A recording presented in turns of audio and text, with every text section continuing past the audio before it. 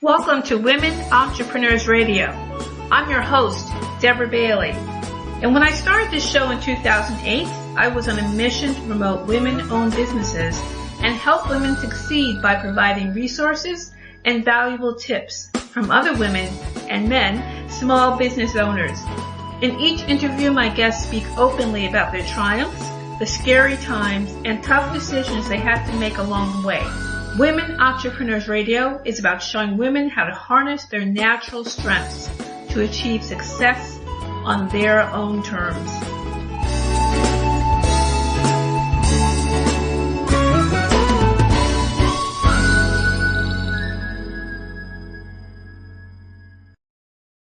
Did you know that you can find the Women Entrepreneurs Radio podcast on many podcast platforms, including Apple Podcasts, Amazon Music, Spotify, and YouTube also? If you listen on Apple Podcasts, please take a moment to share your feedback and a review. 5 stars is always great, because the more that you share your feedback, the easier it will be for the show to be found by more listeners. So I hope you'll take a moment to do that. And as well, you can stop by the blog, womenentrepreneursradio.com, and you can find extended bios of the show guests and articles and announcements of interest to women business owners. So please make sure you stop by the blog and also subscribe to the podcast on your favorite podcast platform. Oh, wait, before you go, you can also stop by dbaileycoach.com to find out more about my nonfiction books and about my online writing courses for fiction authors. And dbaileycoach.com/brightbooks is where you'll find my paranormal and fantasy romance novels. And now, let's get started with the show. So we are going to get started with my guest. Mary Kate Gulick is a content marketing coach and strategist. She spent the last 20 years of her professional life creating game-changing content for businesses of all sizes. Her favorite clients, without exception, are the entrepreneurs and small business owners who are building a brand based on their own expertise, professional services providers, coaches, counselors, and consultants who believe in the contributions they make in our communities. Her skills and expertise position her to make a contribution to her clients' work through content marketing coaching and strategy. She spends her time teaching, training, and advising on how to find your unique story and get that story out to the people that need you the most. So welcome to the show, Mary Kate. Hey, Deb. Thanks for having me. Thanks for that fabulous introduction. It's always great when someone is reading your intro and your bio, and it's like, wow, who is that? I am fancy. It always sounds like, oh, are they talking about me? Who's that? So, yeah. But really, before we get started on our topic, and everyone, we're going to be talking about 5 mistakes new experts make in their online content, what to do instead. If you could just share a little bit about how you get started and what you're doing. Sure. I got started a million years ago as a copywriter for a digital advertising agency when digital advertising was barely even a thing. And through all of that, there are so many things that have changed, but the things that haven't changed are really the things that I start with all my clients. And that is, you have to have a compelling story. You have to be different from everyone else in your space, and you have to show up consistently. I mean, no matter what has changed in the last 25 years, those things have not changed. And so much of what we see now in terms of advice for coaches and consultants on how to market themselves are so much more focused on tactics. And so we see a lot of coaches and consultants who are tacticking themselves to death, and they're the same ones who end up, stopping their business because it's all too much. So what I start with is really stripping away all of the extraneous nonsense, and kind of taking it back to ground zero. What is the story you want to tell? Who are the people that you want to serve, and how can we put you in front of them? And really bringing it down to those simple points, because if we can't answer those questions, then there is not a tactic that will help you. Yes, that makes so much sense. Especially stripping down all the stuff that really gets in the way. And I think that happens a lot to, business owners who are just trying to make their way and build their brand, and then really not knowing how to really get down to what it is they do and what they want to convey. Right. So that means we can jump right into our topic. So how would you describe those 5 mistakes that new experts make? I think that if I'm looking at all of them, they are overcomplicating things, perfection, trying to right time everything, spreading yourself too thin, and not asking for help. Those are the 5. And I always start with overcomplicating things, because what I see, in particular, the people that I work with, because they are so deep in their own nerd zones, because they know their stuff so well, they expect to know everything that well. And so when they get into something like, when they start doing their digital marketing and creating content, they really want to know that well. So they get very deep in their study of it at first. And what they end up doing is putting together strategies that are far more advanced than they need to be. They forget the fact that, hey, my goal is to find my people and talk to them. That's it. And that's really the essence of what they're needing to do and what they should be doing. And they start thinking through, okay, I need to have this very advanced funnel. And at the beginning of my funnel, there needs to be a lead magnet. And in order to get people in my lead magnet, I need to be running ads. And in order to, once I get people in my funnel, then there needs to be this 9 email cadence that comes after it. And it's like, let's back up a minute, because what you're trying to do is find your people and talk to them. And none of the things that you just talked about doing are necessary in order for you to do that. So again, it comes back to that idea of just paring it back to the basics and starting with that. And when you master the basic thing, okay, I found my people. They're in these Facebook groups, or they're in, they followed this Instagram hashtag, or they're listening to this particular set of podcasts. And make your opportunities to talk with them. What messages do they respond to? Figure that out. Great. What gets them to talk back to you? We figured that out. Great. And each little step, we just build and build and build. And that's when you start, building more systems around that. But you don't start with the system. You start with the message and figuring out what your people really want to hear and how you can best connect with them. Because again, until you have that question answered, all the systems in the world won't help you. Yes, that's true. And I think that it's interesting, because when you see what a lot of people are selling or presenting out here, a lot of it is telling people about funnels and all these things that they really don't get down to it, as you're saying, Mm-hmm. So it's kind of confusing, I think, for the new people walking in who think they must master all the systems. And you're right, they don't really even know who the person is they're trying to reach. Yeah. And don't get me wrong. I love me a good funnel, right? Like, they're great, but they are a means to an end. They are not your content. They are, a way to automate something that you already know works. And the way that you find out if something works is you find your people and you talk to them. And that's another really good point, that you're saying that it's automating something that works. Mm-hmm. And that's a different approach than I've seen presented out here, where it seems, or is presented in a way that says when you start there as opposed to finding the people. So I think this is a good thing for people to realize, that there is really nothing wrong with the system, but it's just, you really have to know who you're trying to reach first. Yes, 100%. Right. So what's number 2? Number 2 is perfectionism. And I'm sure, you're a coach, so this is something that you've probably seen a lot of in your work. I feel like it derails us in every area of our life, Deb. There's this idea sometimes that perfectionism is, striving for excellence. It's not. That's not what it is. It is a way that our brain keeps us from putting ourselves out there. And when it comes to content creation, our brain likes to use perfectionism to keep you from publishing anything and from making yourself vulnerable to criticism. We say, well, I'm not going to put this video out because I wasn't even wearing lipstick. I'm going to need to reshoot it. And the lighting was terrible and it just didn't work. And I had vocal fry at the end of one of my sentences.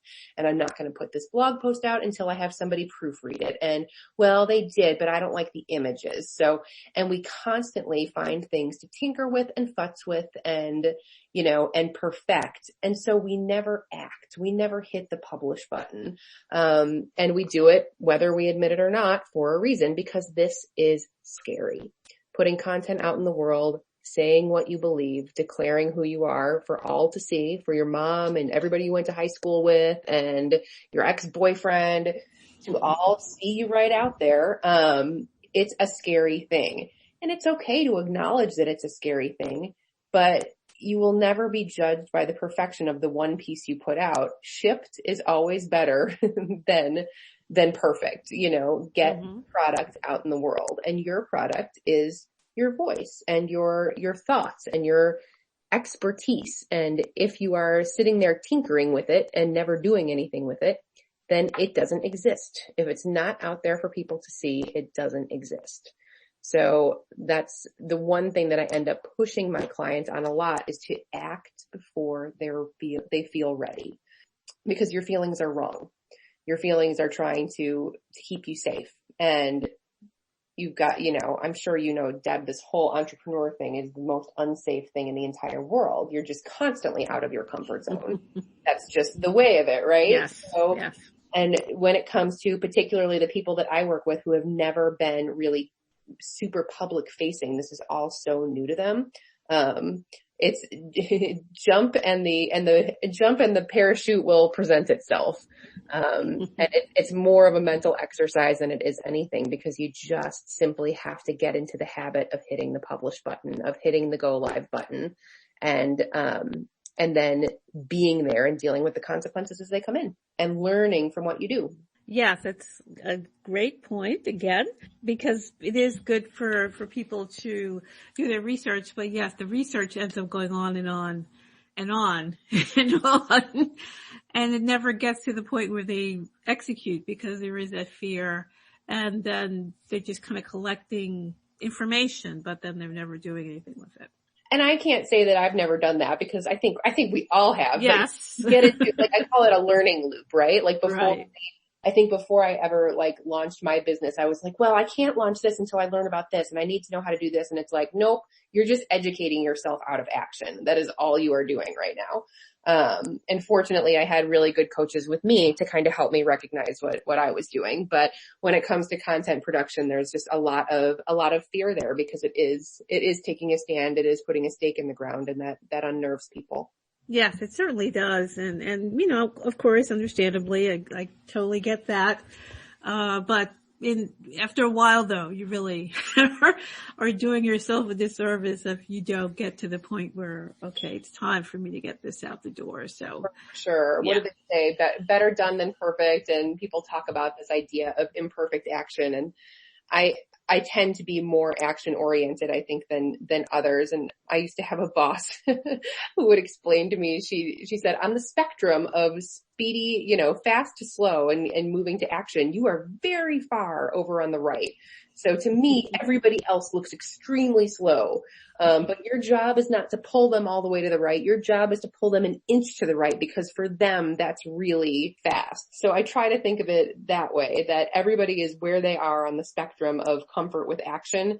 And your job isn't to get them to be the fastest actor. Your job is to get them closer to action and closer to speedy decisiveness. Sounds great. So what's the next one? Next on the list is what I call right timing it, which cracks me up, because I have so many clients who do this. And when we kind of call them out on it, and I can get them to call themselves out on it. I know I'm right timing this, but the idea that I can't be out there until my website's done. I can't be out there until I finish my book. I can't be out there until the new brand is finished. And it's like, hon, every second that you're not doing, this minimum layer of cultivation and talking to your people is time wasted because, and not just that they're not seeing you, but you're not seeing them. You're not giving them a chance to respond to you so that you can learn from it. And that's, one of the things I think that gets overlooked is the idea of putting your content out in the world. Geez, man, more than anything, it is a learning opportunity. You will never learn what people really need and how you can best serve them if you don't let them respond to what you have. That's how you figure it out. And so every minute that you're not doing that, and it doesn't have to be, you don't have to have a massive social media plan where you're going live every day. Go live once a week, post a couple times after that. See what happens. See what your people think of that. You can do that while you're writing a book or building a website or doing a rebrand. You don't need to wait to have everything perfect before you even poke a toe in the water.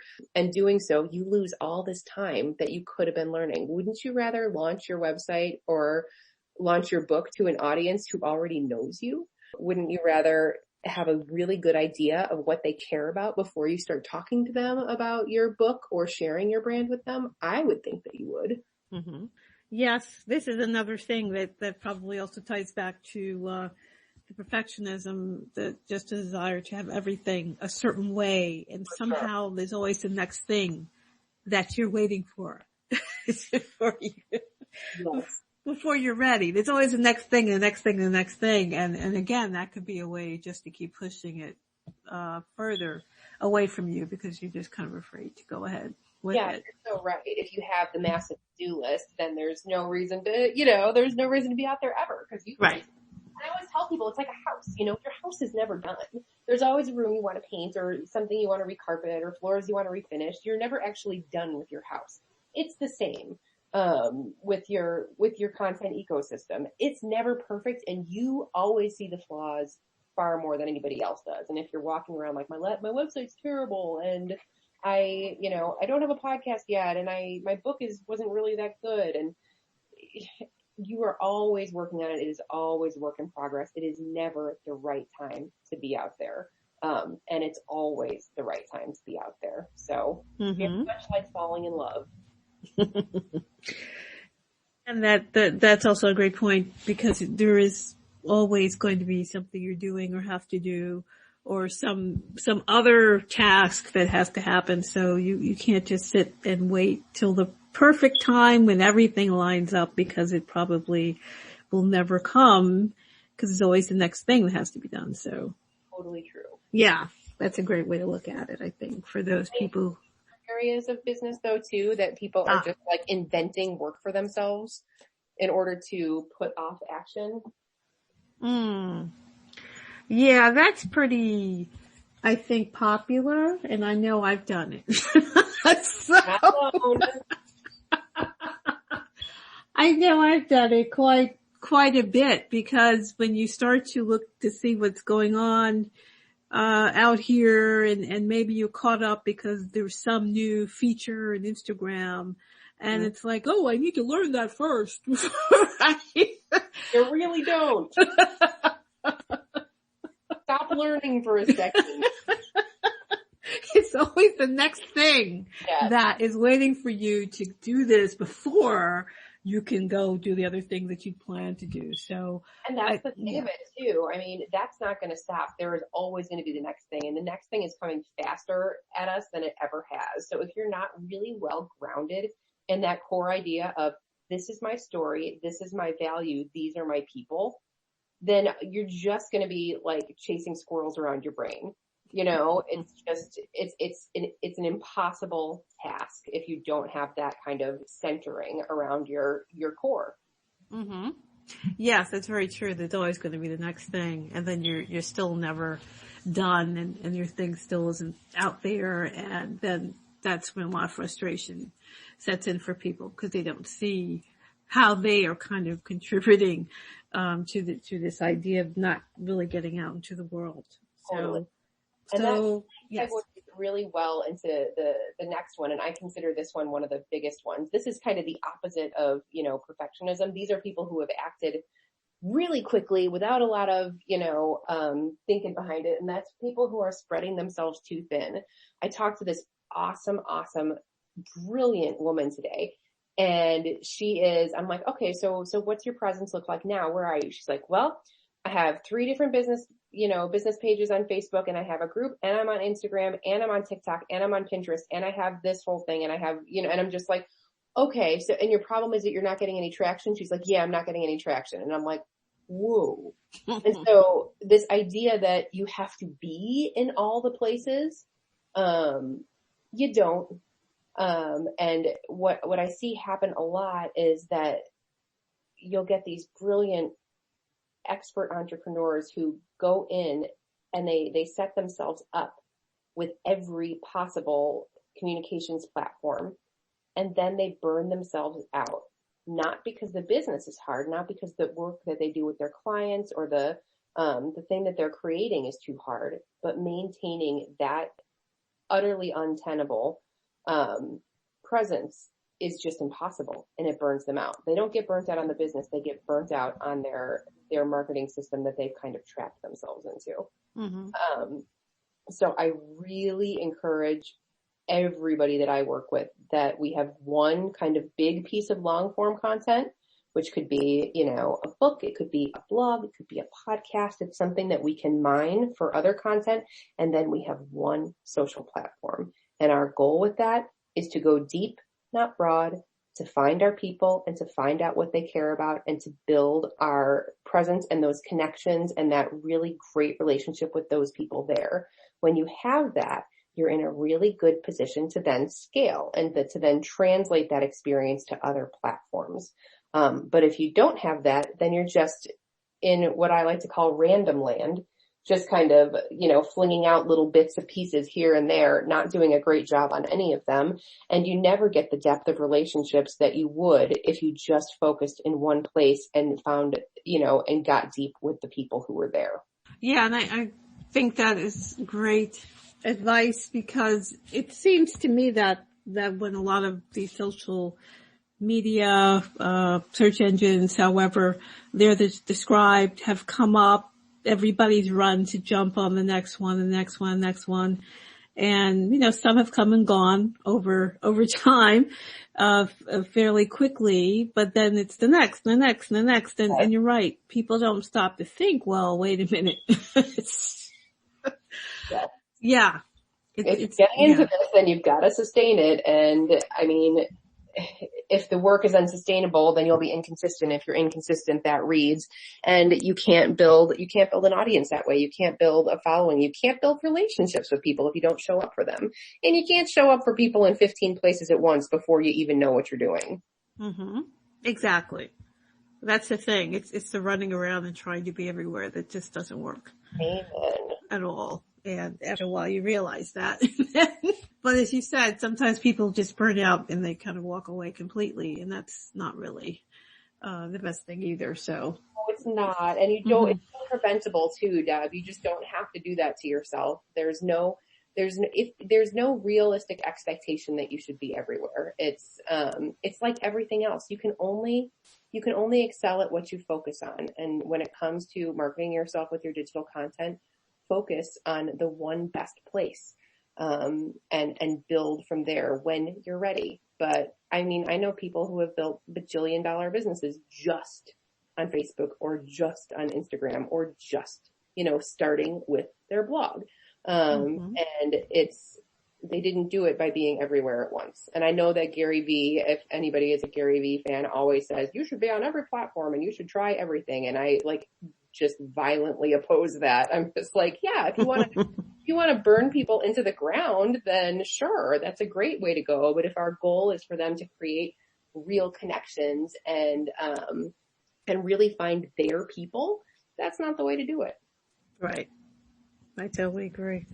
So what is the last one? The last one's a big one, and I think that this applies to virtually every area of life, especially with people who are achievers, and that is that they do not ask for help. I think that this goes beyond content, but that the idea that when we start a business that we should be able to do all the things in that business. It's nonsense. No one can do all the things in their business. And guess what? Even if you can do all the things in your business, you probably shouldn't. I know that what I should be doing with my time is I should be working with my clients and creating content, because those are the things that I'm great at. Do you know what I'm not great at? I'm not great at back-end tech setup. I'm not great at building email automations. I'm not great at invoicing or taxes or any of the millions of things. And so I have people who are good at that and who can do it better and faster than me to help me. Because if I didn't, then that is what I would spend all of my time doing, which means that I would not be working with clients and I would not be creating content. What are the 1 to 2 things in your business that you should be working on? And if you should look at all of the things that fall outside of that and say, okay, I should get some help. I always think of it as changing a tire. I used to be very ashamed to admit this, but I'm a grown woman now, and so I'm not ashamed of anything anymore, I feel like. I cannot change a tire. I don't know how to change a tire. It is not a skill that I have ever acquired. So when I get a flat tire, I pull over and I call AAA because they know how to change a tire and they come and do it. I don't continue driving home on a rim thinking to myself, well, this is my car and I'm driving it, so this is the best I can do. I guess this is how it's going to go. No, that is not the way we do things. And so I just feel like as soon as and we do it for everything else in our lives, for our homes, when the roof collapses, you call a roofer. You don't go up there and try to fix it yourself unless you're really, really good at fixing roofs. For some reason though, when we start our businesses, particularly if we're in a coaching or consulting kind of role, we feel like not only that we should be able to do all the things by ourselves, but that for some reason it's shameful if we don't. And I call BS on that, because I see people just wasting so much time and learning things that they shouldn't be wasting their time learning, and trying to do things that are not what they were put here to do.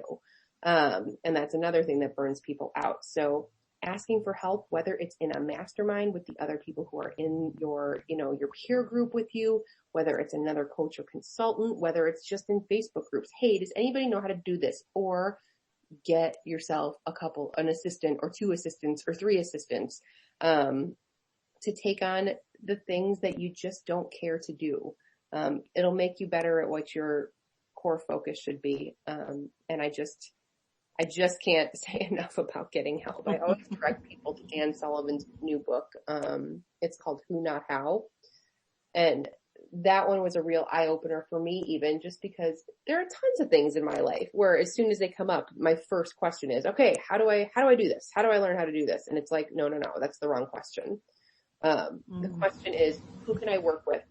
Who can make this better than I could make it? Who can I partner with to make this happen? Because I can't do all the things, and it's okay that I can't do all the things. I know what I'm great at. And I really shouldn't be spending time doing anything that I'm not great at. Yes, that's true. That's a good point. I've done a lot of that myself. And I think there's a point where, business owners will start to feel that they must master every aspect when they're getting started, and down to creating the website and doing this and doing that and the branding and everything. And then when they can't do it all, then there's the frustration, or even if they're able to do it all, they may think they have to keep doing it all. And then they never get to the point where they go beyond that. You're completely right. And if they start doing it all, then it gets harder to bring help in, because they have a particular way now that they like done. And so it's just even more challenging at that point than if you brought somebody in the beginning to kind of build that process out for you. Then that process would probably make more sense. And yeah, we're funny things, people, and entrepreneurs are particularly funny things.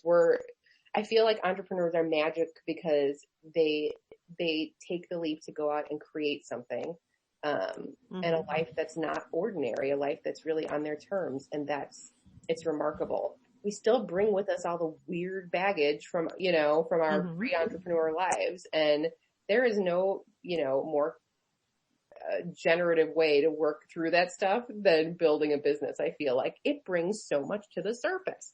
I mean, think about it. This conversation is about creating content, but we've touched on a lot of the, the limiting beliefs and things that really hold people back in a lot of areas in their lives. And that's true everywhere when you're starting a business. You always are running into yourself as you are trying to get things done.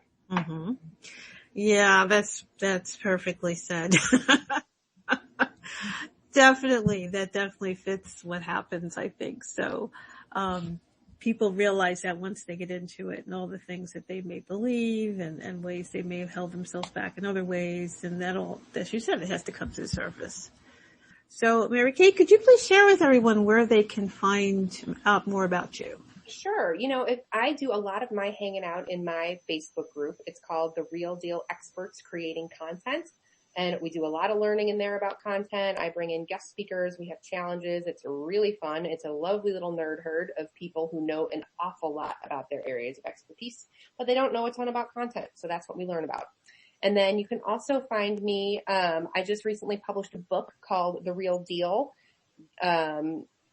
And it's all about taking your genuine expertise to the microphone and creating content with what you actually know. And my goal is to continually give the microphone to people with real deal, genuine expertise so that we can be providing better information in the world, a little less phony guru information and a little more real talk from people who actually know what they're talking about. So you can pick that book up on Amazon and Kindle or regular print book format because I like regular print books. That's great. So what led you to decide to write your book? It was a funny thing. I spent so much of my career in Fortune 500 marketing departments and in advertising agencies that most of the people that I talked to about marketing were other marketing professionals, other people who had been in the business a long time, who were, steeped in it. So I didn't really know what a lot of solo entrepreneurs were encountering in terms of advice that they were getting about strategy. And I think when I kind of popped my head into that world, I was a little bit shocked because there was a lot of terrible advice and a lot of advice, kind of like what we talked about, for people who were starting a business, who had a lot to do because it was a big endeavor, and expecting them to develop these really sophisticated, unsustainable strategies. And then lo and behold, it didn't work and everybody burned out and was miserable. And it just bothered me because what I was seeing was people who frankly were not good marketing strategists. They were giving bad advice. They didn't have good business acumen for the types of businesses that they were advising. But you know what they were really good at? They were really good at social media and sales. They were great at it. But they were selling lousy advice and it bummed me out. So there are so many people who so deeply understand their areas of expertise, but they're not awesome at social media and they're not awesome at sales and they're not awesome at content development. And they don't get to the microphone as much as somebody who's just louder. They don't necessarily know more. They're not necessarily better at the work. They're just louder. So I really wanted to make it a point to put the microphone in front of people who actually knew things and who had a profound understanding of their area of expertise. By teaching those people about how to get themselves out there with smart online content. Well, that sounds like the perfect book. Well, I like it, but I wouldn't go so far as to say it's perfect. It's perfectionism. Right. We can't use that word, but definitely the right topic right now, I think, because there is so much information coming at people and everything else that's going on. It's overwhelming. And then, as you said, the person who has the mic and has maybe the loudest voice and can say what they know, and lead people to that, but they may not be able to direct them to the other things that they may need to know. But the person starting out doesn't really know that. Yes. That's exactly it. And I've heard other coaches say, like, you don't need to be an expert. You just need to be one step ahead of your client. And that makes me sick to my stomach. Like, I hate hearing things like Yeah, that. I've heard that. It's like, if you're not an expert, then why are you doing this? Like, why is this the thing that you chose to do if you're not so passionate about it that you know everything about it? So that's just me on my soapbox. But yeah, that's some of the advice that is out there quite a bit. So that's what people hear, especially, as we're saying, who come into this and don't really know. They don't have the context to put it into. That's exactly right. And then that's what they hear. So they don't really have anything to go on to say, well, maybe not, That's the unfortunate part. And I think that's how people kind of get led astray, to put it nicely, what ends up happening, to people who really have good ideas and really want to put in the work for their thing, but then the advice they get may not be the best when they're starting out. Absolutely true. Yeah, that's part of the problem for sure.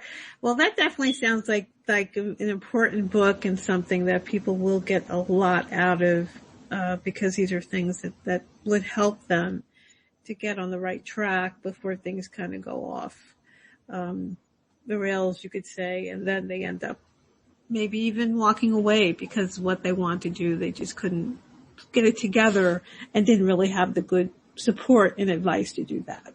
That's it. Yeah. And that really is the goal. So yeah. Fantastic. People can find me, and I would love to chat with any of you and have some fun with content. It's kind of, we get pretty nerdy in our group, but we welcome all nerds. Well, that's great. That's great. I think nerds have become much more popular than they were at one time. So. I know. Where was that when I was a teenager? Now it seems to be the thing. So, everybody needs to take advantage of that because it wasn't always that way. So, yeah, I think we're all kind of forced to have to be more like that at this point to make sense of everything that we have to do. But Mary Kate, this has been a fantastic conversation. You've shared so much with us. Do you have any final thoughts to share? My big thing is, I'm just going to circle it back around. Just remember, when it comes to your content, what you're trying to do is find your people and talk to them. That is it. That doesn't require a funnel. It doesn't require automation at first. All it requires is an open mind and a willingness to share what you know. So keep yourself focused on that, and the tactics will fall into place for you as you're working through what you need to do. But first, you need to know your people, you need to know where to find them, and you need to talk to them. And that's it. Wow, that's nice. Simplicity is what gets the job done. True. Yes, definitely. Before you start adding on all this other stuff, as we were saying, that people think they need, and then they're kind of buried under it. And they never really, got to the point. So, well, Mary Kate, this has been great. I thank you for coming on and sharing your expertise with everyone. It's just been a great experience. Thank you, Deb. I really enjoyed talking to you, and I love the show. Well, thank you very much, everyone. I know you enjoyed the show. Please share this on social media. Share it with your friends, and let them know listen in. And also, as I mentioned before, please make sure to share your feedback on a rating. That's always great and much appreciated. So once again, it's been Women Entrepreneurs Radio with your host, Deborah Bailey. Thank you for joining us, and we will see you again next time. Bye-bye.